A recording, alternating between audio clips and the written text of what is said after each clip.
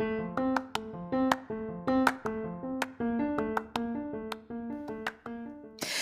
there, and welcome to the daily podcast where wisdom smacks us with kisses or love taps. I'm MichelleSpiva, a wisdom strengthening coach, your host, and practical priestess of wisdom. Mwah. Join us daily to gain wisdom and mental strength as we tackle innovative thinking, address emotional and behavioral life traps, and yes, provide you with some practical how to's to wrap it all up. So settle in or crank up the speed 2x, whatever gets your mental processes firing as we dive in. Stay tuned.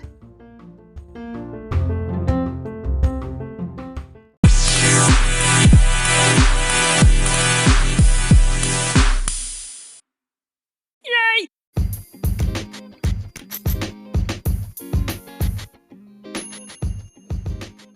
Hey, let me ask you a question. Have you ever heard someone say, make good choices today? Or have you ever heard someone say, you did not choose wisely? Whether you have or you haven't, it still remains that there is a certain power that we have in the choices we partake in. So, I want to welcome you to today's podcast with me, your hostess, MichelleSpiva, and practical priestess of wisdom. Mwah. So, welcome. Join me on the flip as we get to talking about making good choices from bad options. Oh, yeah, it's going to be good. I'll see you on the flip.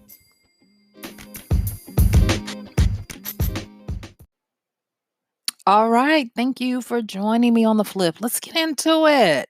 So, today we're going to be talking about making good choices from bad options. And I got this from a show that's currently on Hulu in the United States called Little Fires Everywhere. And there is a quote that one of the main characters, played by um, oh dear, Kerry Washington, her great actress, and she tells the other character, she says um, that in an accusatory tone, you didn't make good choices. You had good choices, options that being rich and white and entitled gave you. And I meditated on it and I pondered on it and all of that. And I started to look at it. I'm like, you know what? Yeah, maybe that's right. I don't know. It could be a whole bunch of things going on. And I'm not going to be wishy washy about it because my experience to that moment was that there must be something to it because I felt it viscerally. I felt it reflectively. I felt it deeply. And then I started pondering on it behaviorally. And I noticed that I was like, what makes that resonate with me? What makes that so to me? And I started looking at it. I was like, you know what? Let's dig a little deeper. And so today is part of that digging a little deeper. And I'm going to tell you how it started. It started from me having a conversation with one of my siblings. And we were talking about how if you gave the power of government, global government, to single moms or dads raising children, you would find that their ability to make decisions and to make much out of little would astound us because they produce this sorcery every day. They have to come up with great choices when there are really no bad options. And then I thought also about how survival, what happens when we as human beings survive and thrive in spite of everything being against us.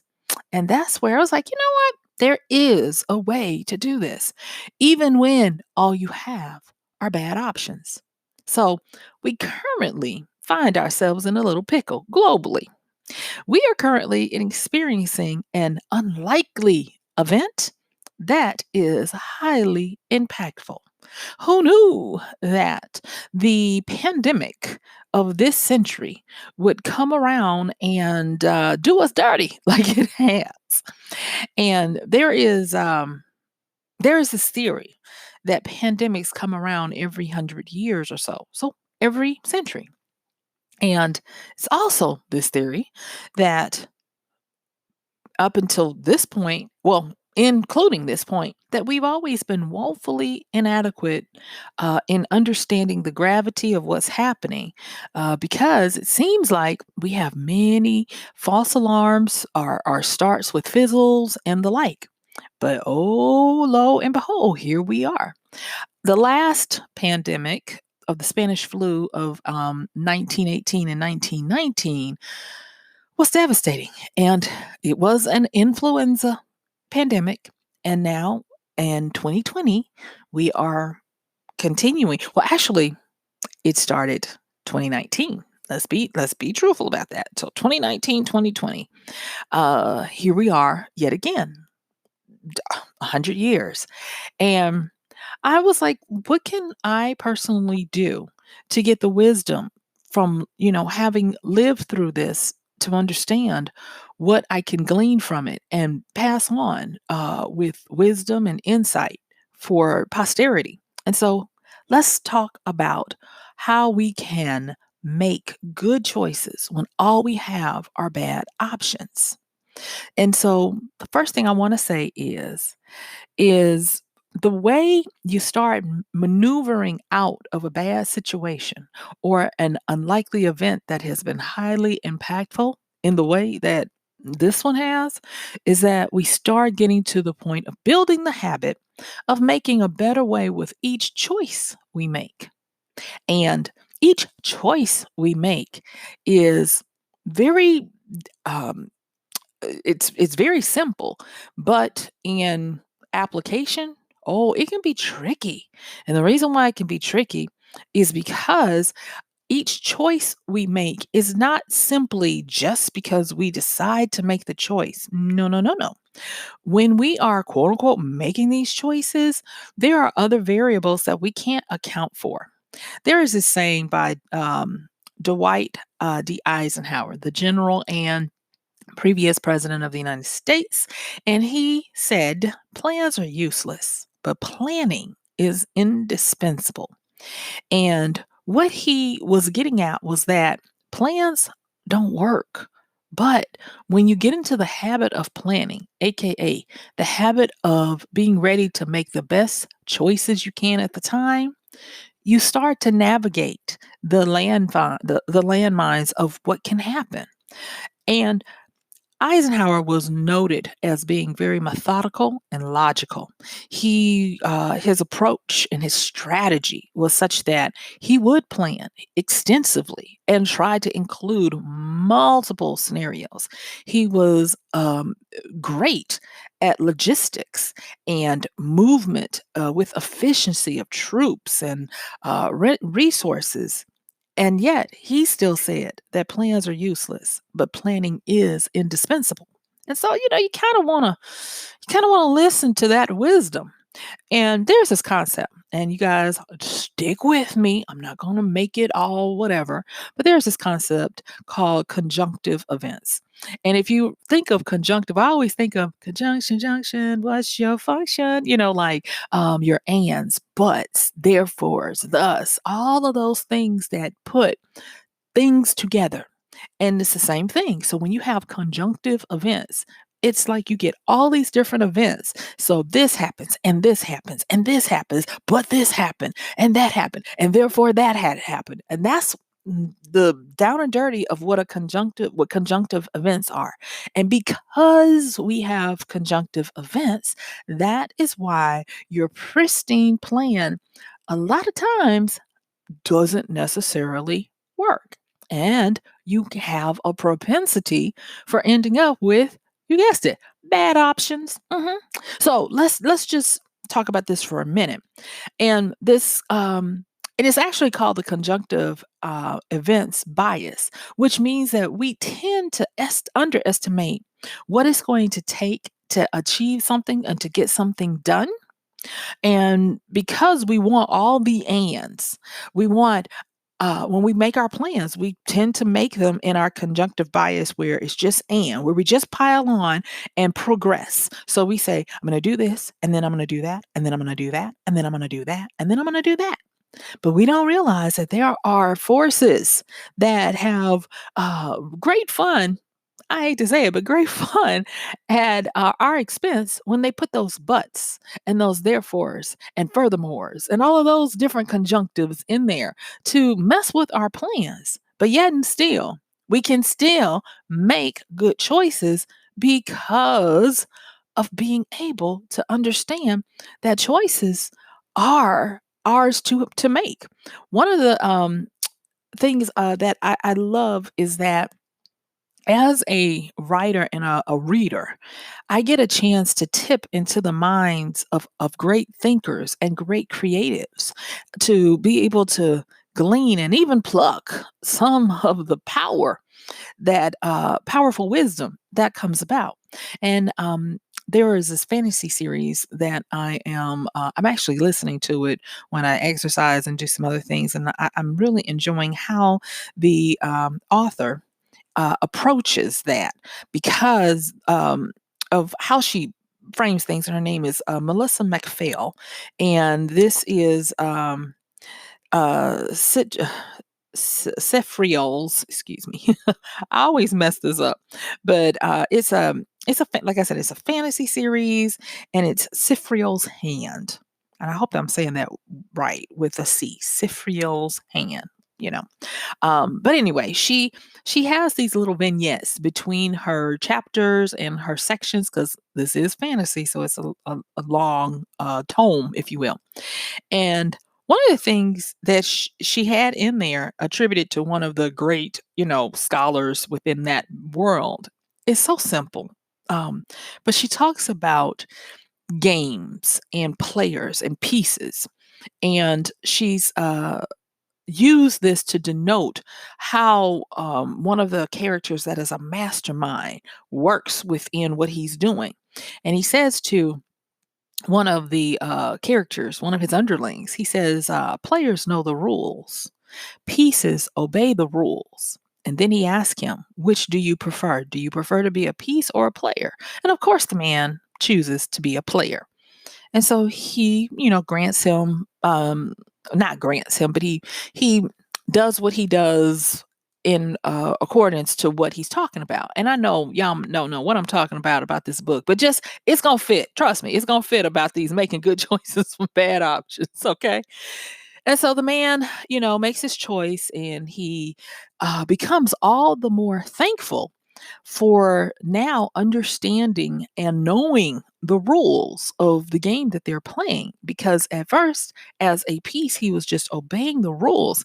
And at that time, I started to realize the power of choice, even when it seems like you don't have many options to choose from, or they only seem bad. And the the wisdom of that came like in the next chapter at the beginning. This is what the author writes. Now I'm having this epiphany while I'm reading this book about these players and these pieces, and I've talked about these players and these pieces, right? And so the next chapter says, if you focus on the obstacles, they will be all you see.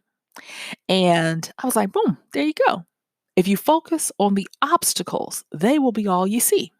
And so here's a wisdom smack, you guys. Maybe you already know this, but I didn't. Well, not in this vein. So let me just lay it out that if you focus on the options, they will be all you see. And thus, those are the choices you will make. Remember what I said about Little Big Lies? That statement that says you didn't make good choices, you had good choices, and that options that being rich and white and entitled gave you, I had to take pause with that and had to start working on it, because it can be where if you change the inflection, if you change the variation, if you change the facet by which you look at what you're trying to accomplish or what you're trying to do, if you become mindful of a way to be adventurous and new and to seek untread paths, your choices in the same situation change. And the reason why I was talking about the characters in the book and the players and the pieces and all of that is because the options that were before the guy that had to make the choice of whether to be a player or a piece, his options weren't good. They were actually bad. But yet and still, he decided, he was like, let me go on and be a player. and for that, he was rewarded with much insight that he would have never known had he not had that opportunity. And of course, it might sound trite and cliche as to say that, everything that we go through, every loss can be a lesson. But I'm going to say it, and that is every loss that you sustain can be a lesson so that you can make better choices when confronted with the same options. So, thank you for letting me work that one through. So, remember, we've got these conjunctive events, and we tend to have a bias for us to think that we're prescient, that we are precognitive, that we are able to always plan. And because I plan, everything is going to go the way I said it. Yes, yes, yes. The best laid plans and all that kind of stuff. And yet still, over and over again, they don't work. But like Eisenhower said, planning is indispensable. Plan something. Plan something. And when you plan, if you can't plan anything else, you can plan to make great choices today. Yes, okay.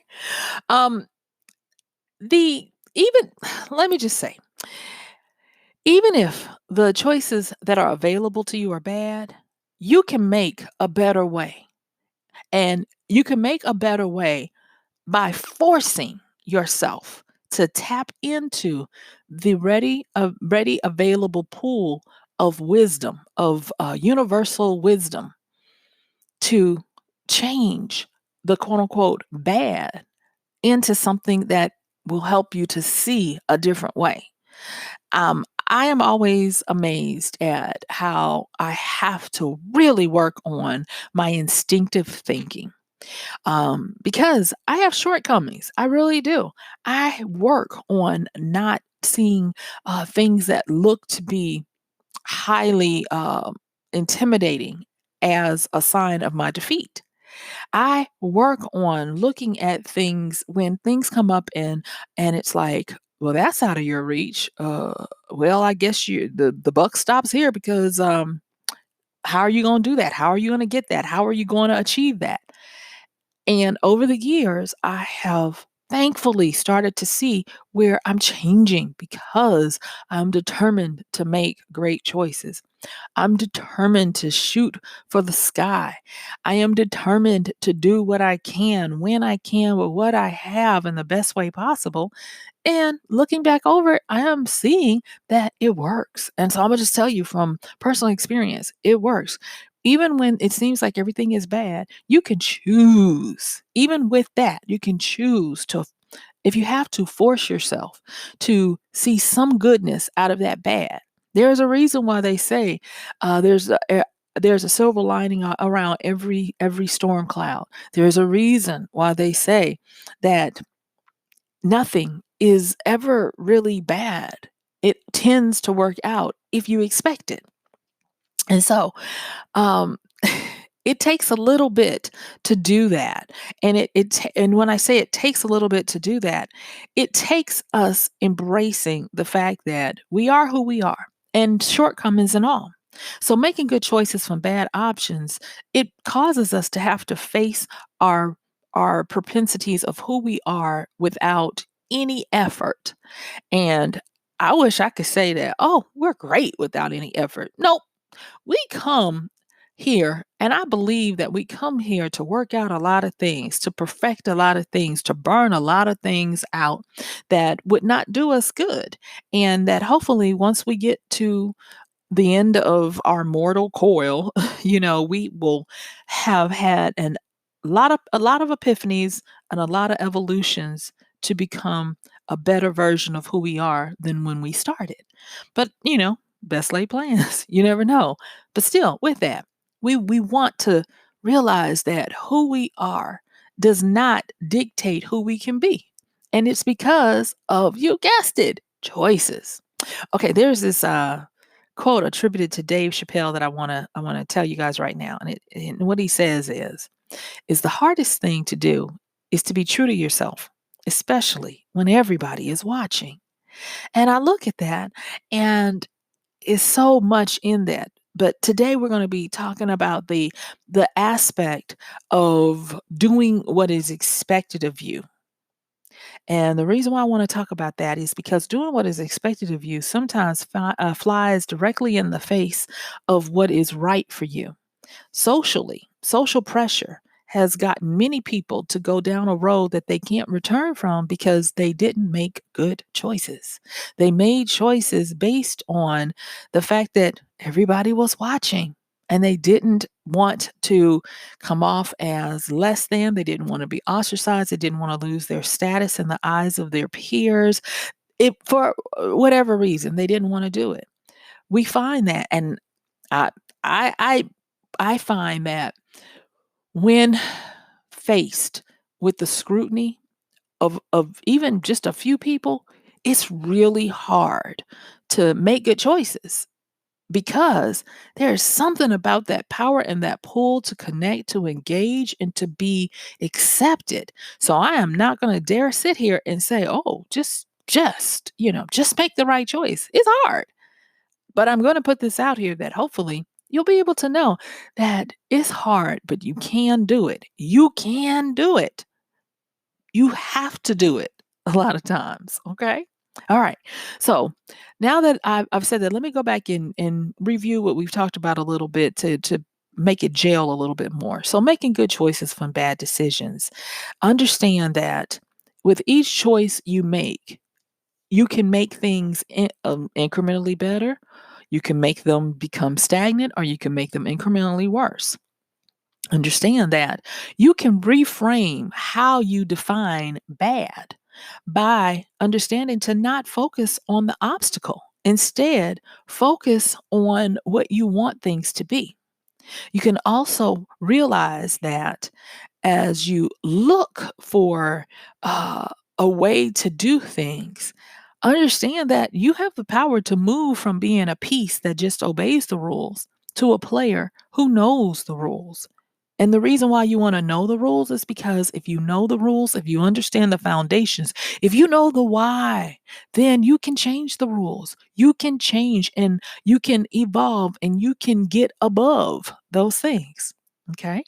So, in the last few minutes I have with you today, I want to talk about some practical things of what we can do to start actually making choices, good choices from bad options. So the first thing is to understand that you are in a divine time. I know some people might not like that word, but I'm going to use it.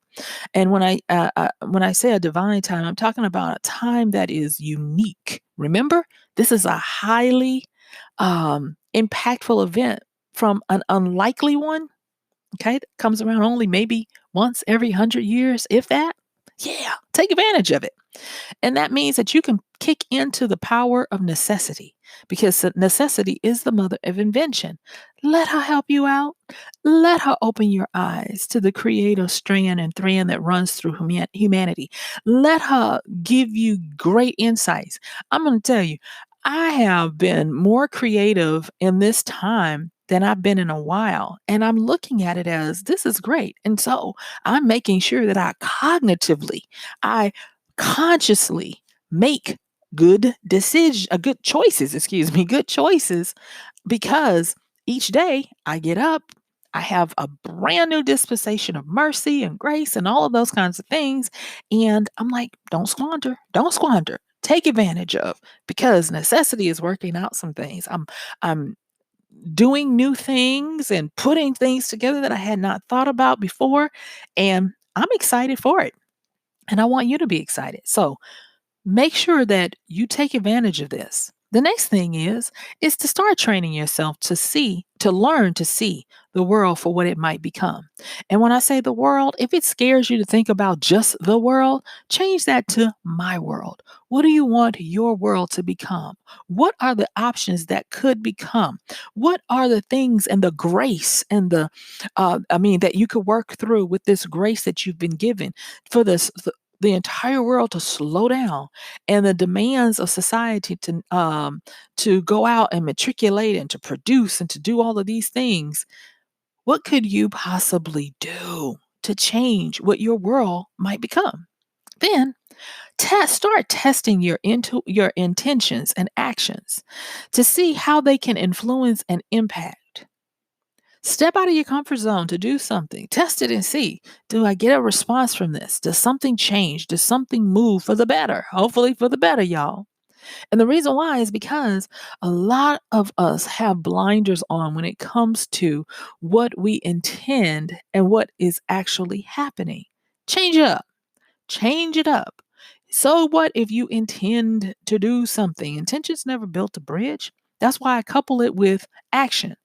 Test your intentions with some actions and then go and see what is the influence and or impact. If you don't get the influence and impact that you're going for, test some more, change it up, tweak it. These are the blessings that we have at this time. The next one is find new variations and facets to mix and explore. Take the plunge. Nothing has to remain the same. Be adventurous. And when I say be adventurous. What do you have to lose? Because with all of this, you are able to still own your power of choice. As of right now, if you're able to fall under the sound of my voice, you made a choice to continue to listen to this point. If you are listening to this, whether it be during the time, the period of recording, or in the future, you still have the power of choice. Do you realize something, beloved?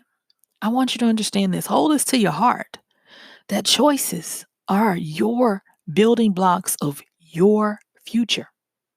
Every choice we make is a building block.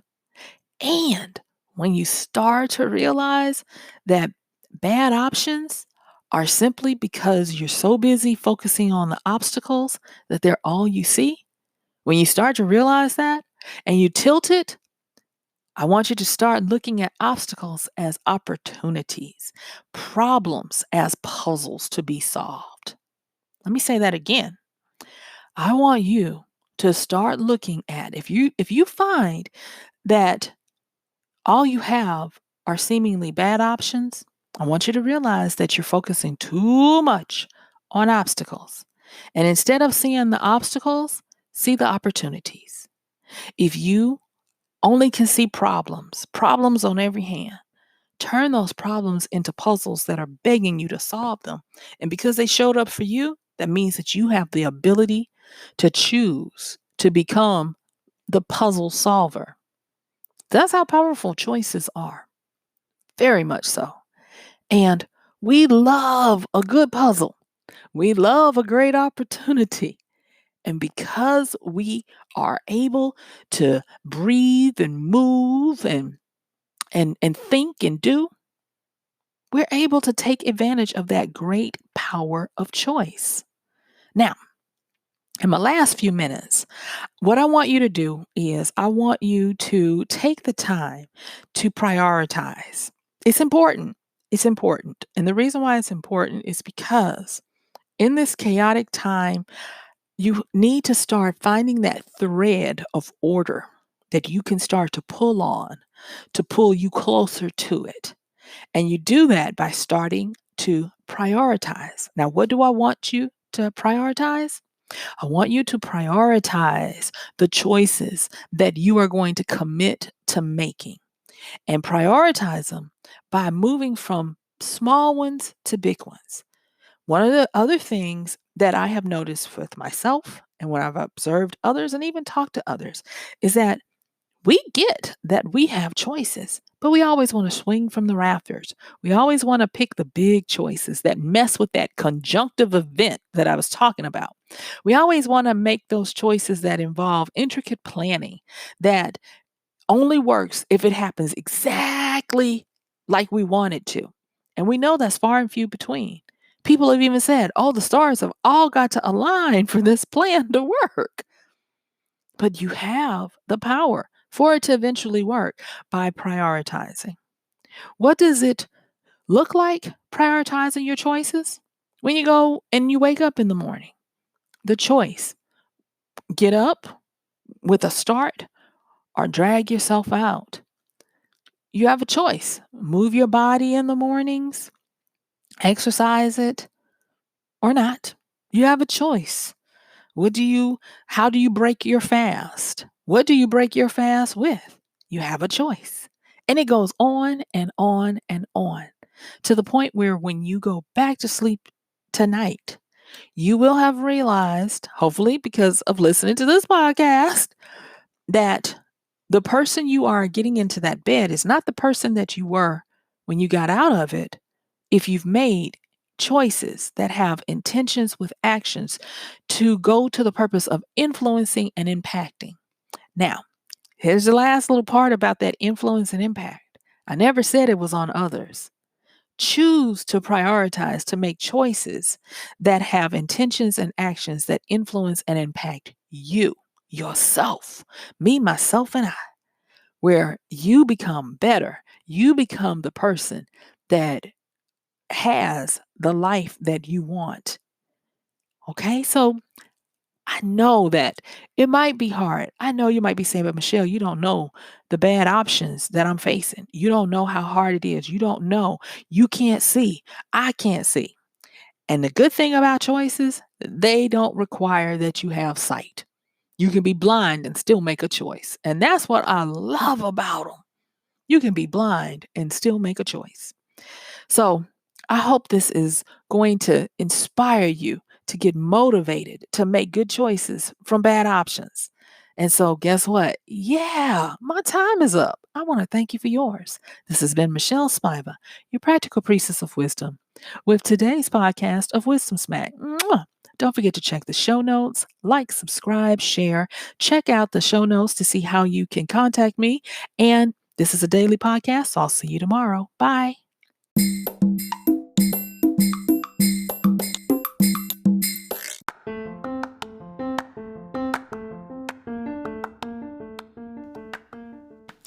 And that's going to do it for today's podcast of Wisdom Smack with MichelleSpiva. If you like this podcast, please help us get the word out. Like, comment, subscribe, and even share. And if you really like it, please help us continue to get the word out by considering using this show's link for Amazon. So when you want to go to Amazon and you do all of your general shopping, please use michellespivacom/AMZ. It's simple as that. It doesn't cost you anything extra, and this show might receive a little bit of commission that will go towards helping to further get these episodes out to you and to others. So thank you so much for listening. This has been MichelleSpiva with Wisdom Smack. Bye.